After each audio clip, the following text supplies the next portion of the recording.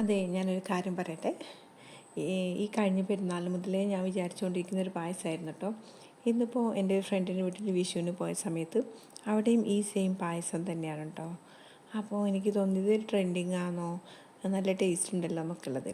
അപ്പോൾ പെട്ടെന്ന് തന്നെ ഞാൻ വീട്ടിൽ പോയിട്ട് അതുണ്ടാക്കാമെന്ന് വിചാരിച്ചു.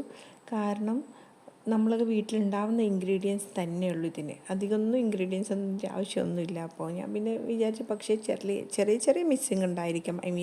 ഇത് ഐസ്ക്രീം കുട്ടിയോ കുറച്ച് ഫ്രൂട്ട്സൊക്കെ കട്ട് ചെയ്തൊക്കെ കഴിക്കാം. അപ്പോൾ അങ്ങനത്തെ ഒന്നും ഉണ്ടായിരുന്നില്ല. അതുകൊണ്ട് പക്ഷേ ടേസ്റ്റിലാണെങ്കിലും ഒരു കോംപ്രമൈസും ഇല്ല, അടിപൊളിയായിട്ടുള്ളതാണ്. അപ്പോൾ ഞാനെങ്ങനെയാണ് ഇത് ഉണ്ടാക്കിയത് ജസ്റ്റ് ഒന്ന് ഷെയർ ചെയ്ത് തരാം കേട്ടോ.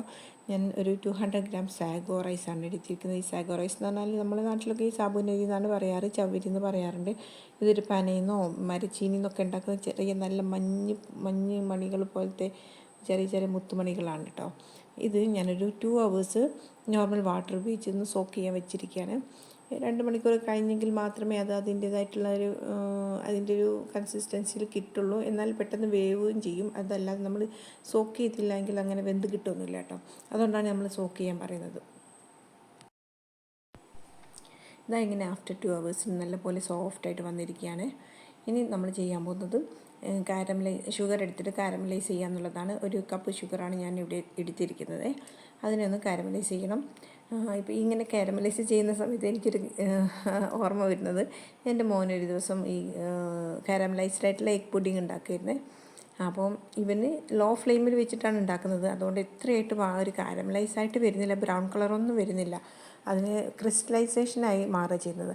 അപ്പോൾ ഇവൻ എൻ്റെ അടുത്ത് ഇങ്ങനെ ചോദിക്കുന്നുണ്ടായിരുന്നു. ഞാനാണെങ്കിൽ അവനായിട്ട് എന്തൊരു കോമ്പി ഉള്ളതുകൊണ്ട് ഞാൻ പറഞ്ഞു കൊടുത്തതില്ല. അപ്പോൾ എന്നെ തോൽപ്പിക്കാൻ വേണ്ടിയിട്ട് പെട്ടെന്ന് അതിൻ്റെ ഒരു പിക്ക് എടുത്തു. ഇപ്പോൾ ജെമിനിനോട് ആസ്ക് ചെയ്തു. ആൻസർ പെട്ടെന്ന് കിട്ടുകയും ചെയ്തു.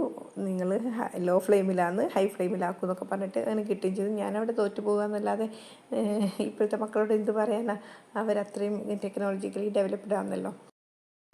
ഓക്കെ, നമ്മൾ പായസത്തിലോട്ട് തന്നെ തിരിച്ച് വരാം.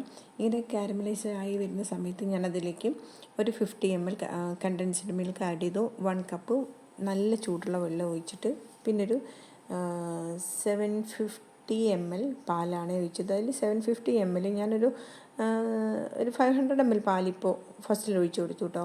ഒഴിച്ചെടുത്ത് നല്ല പോലെ ഹൈ ഫ്ലെയിമിലിട്ടിട്ടൊന്ന് ചൂടാക്കാൻ നല്ലോണം ഇളക്കിക്കൊണ്ടിരിക്കണേ, അതെല്ലാം അടിയിലൊന്നും പിടിച്ച് പോകാതിരിക്കാൻ. അങ്ങനെ പിന്നെ അതിലോട്ട് നമ്മൾ ഈ കുതിർത്ത് വെച്ച സാഗോ റൈസും കൂടെ ആഡ് ചെയ്തിട്ട് ഒരു 10 മിനിറ്റ് നല്ല പോലെ ഒന്ന് തിളച്ച് വരിക. ആ സമയത്ത് ഇങ്ങനെ ഇളക്കിക്കൊണ്ടിരിക്കുകയും വേണം.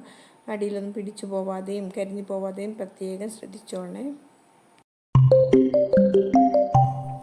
ഹലോ, അതെ, without time delay I prepare this. I am doing. എനിക്ക് റെസിപ്പി അറിയായിരുന്നല്ലോ, പക്ഷേ ഞാൻ ജസ്റ്റ് ഒന്ന് ചോദിച്ചു മനസ്സിലാക്കിയിട്ടുണ്ട്. ഓക്കെ, അടിപൊളിയാണ്. ഞാൻ പറഞ്ഞുതരാം. അതല്ലെങ്കിൽ നീ ഫീഡ്ബാക്ക് അറിയിക്കുക. നീ ഒന്ന് വന്നിട്ട് ടേസ്റ്റ് ചെയ്യും.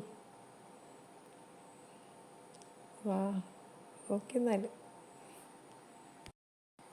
ഇങ്ങനെ അഡ്വാൻസായിട്ട് ടേസ്റ്റ് ഉണ്ടാകുമെന്നൊക്കെ പറയാൻ പാടുണ്ടോ ഞാൻ?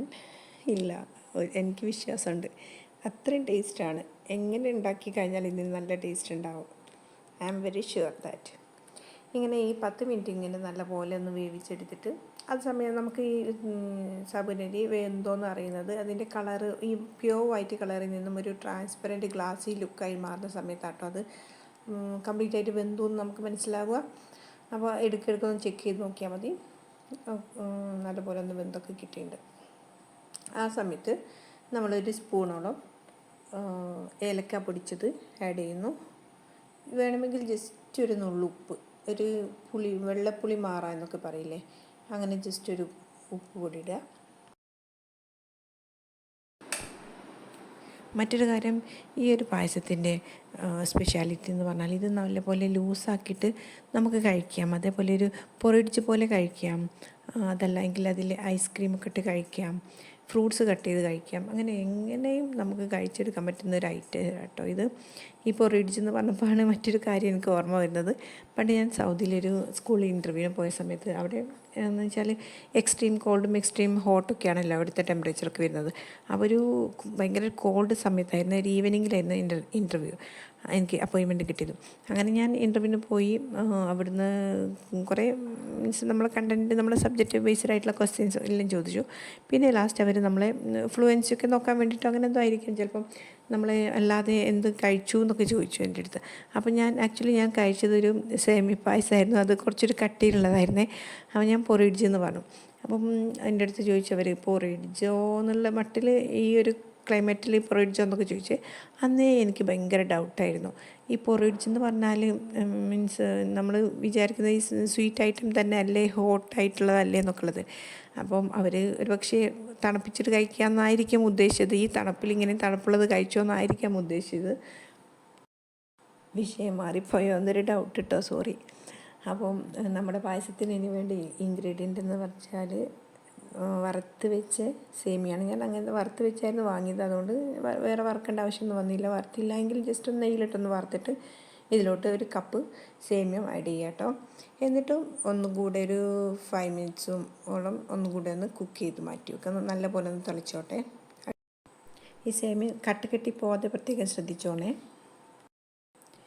ഈ സേമിയവും സാഗോ റൈസും കൂടെയൊക്കെ ഒന്ന് നല്ലപോലെ കുക്കായി വരുന്ന സമയത്ത് അതൊന്ന് ടൈറ്റായി വരുമല്ലോ. ആ സമയത്താണ് നമ്മൾ നേരത്തെ മാറ്റി വെച്ച ഈ 250 ml പാല് ഒഴിച്ച് കൊടുക്കുന്നത്. എന്നെങ്കിൽ മാത്രമേ അതിൻ്റെ ഒരു കൺസിസ്റ്റൻസിയിലോട്ട് വരുള്ളൂ കേട്ടോ.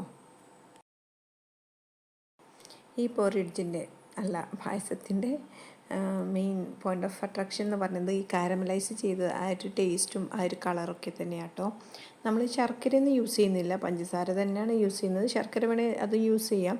കാരമലൈസ് ചെയ്യുന്ന സമയത്തുള്ള ആ ഒരു കറക്റ്റ് ബ്രൗൺ കളർ വന്നെങ്കിൽ മാത്രമേ ഈ പായസത്തിന് ആ ഒരു കളർ വരുന്നുള്ളൂ.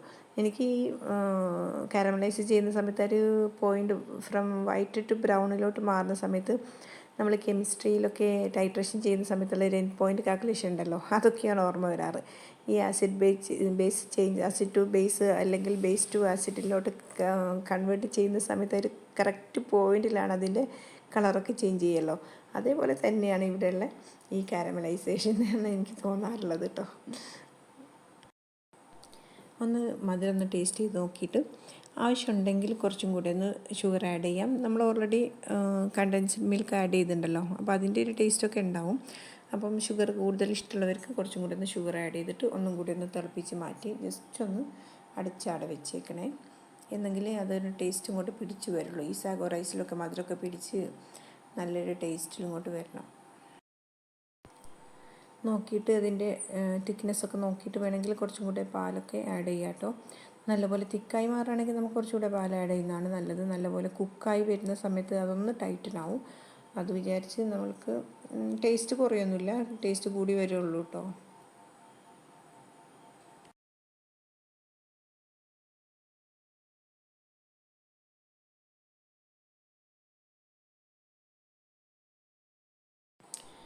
ഇതിന് ശേഷം നമ്മൾ ഇതിനൊന്ന് അടച്ച് വെച്ച് ഒരു 5 മിനിറ്റോളം ഒന്ന് ജസ്റ്റ് ലോ ഫ്ലെയിമിലൊന്ന് വെച്ചാൽ മതി.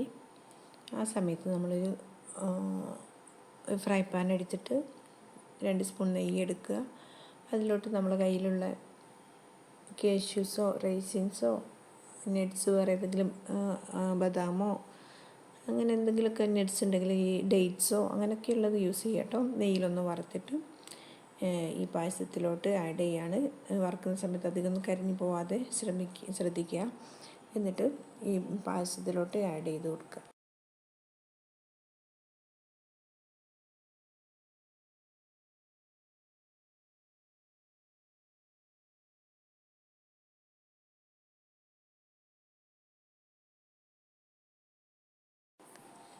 ഇങ്ങനെ നെയ്യിലൊക്കെ വറുത്ത് കഴിയുമ്പോൾ തന്നെ അതിൻ്റെ ഭയങ്കര സ്മെല്ലല്ലേ, അടിപൊളി നല്ല സ്മെല്ല് ചില സദ്യേൻ്റെ കൂട്ടത്തിലൊക്കെ കിട്ടും.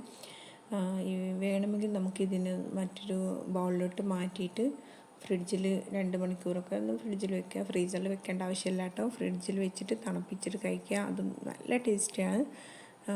ഞാൻ അങ്ങനെയാണ് കഴിച്ചിരുന്നത് കേട്ടോ.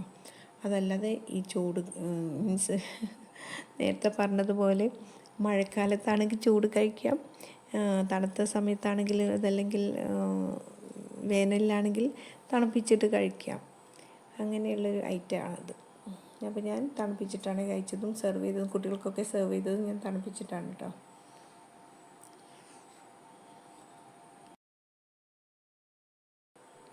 ഞാൻ വെറുതെ പറയല്ല, ഈ കാരമലൈസ് ചെയ്തുകൊണ്ടായിരിക്കാം അതിൻ്റേതായിട്ടുള്ള നല്ലൊരു ടേസ്റ്റ് ഉണ്ട്.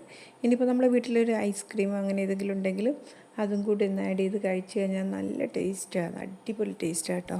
പിന്നെ അതേപോലെ ഏതെങ്കിലും ഫ്രൂട്ട്സൊക്കെ ഉണ്ടെങ്കിൽ അതൊക്കെ ഒന്ന് കട്ട് ചെയ്ത് കഴിക്കാം, അങ്ങനെയൊക്കെ ചെയ്യാം. അത് നമ്മുടെ ഫ്ലേവറിനും നമ്മുടെ ടേസ്റ്റിനനുസരിച്ചൊക്കെ നമുക്ക് എന്തും ആഡ് ചെയ്ത് കഴിച്ചുകൊണ്ടിരിക്കാം.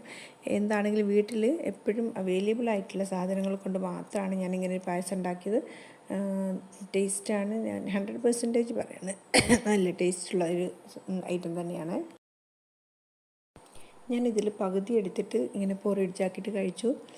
പകുതിയിലോട്ട് കുറച്ചും കൂടി ഒന്ന് ഡൈല്യൂട്ട് ചെയ്തിട്ട് ജസ്റ്റ് ഒരു പായസം പോലെ അതും കഴിച്ചു. ഇപ്പോഴത്തെ ചൂടല്ലേ, ചൂടിൽ നല്ല തണുപ്പിച്ച് കഴിക്കാനാണ് എല്ലാവർക്കും ഇഷ്ടം തോന്നിയത് കേട്ടോ.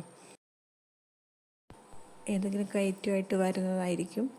വീഡിയോയും കുക്കിങ്ങൊക്കെ ഇഷ്ടമായെങ്കിലൊന്ന് ലൈക്ക് ചെയ്യുക, നിങ്ങളുടെ അഭിപ്രായങ്ങൾ കമൻറ്റായിട്ട് രേഖപ്പെടുത്തുക, ഫ്രണ്ട്സിനൊക്കെ ഒന്ന് ഷെയർ ചെയ്ത് കൊടുക്കുക കേട്ടോ. സബ്സ്ക്രൈബ് ചെയ്തിട്ട് കാണുക. Thank you for watching.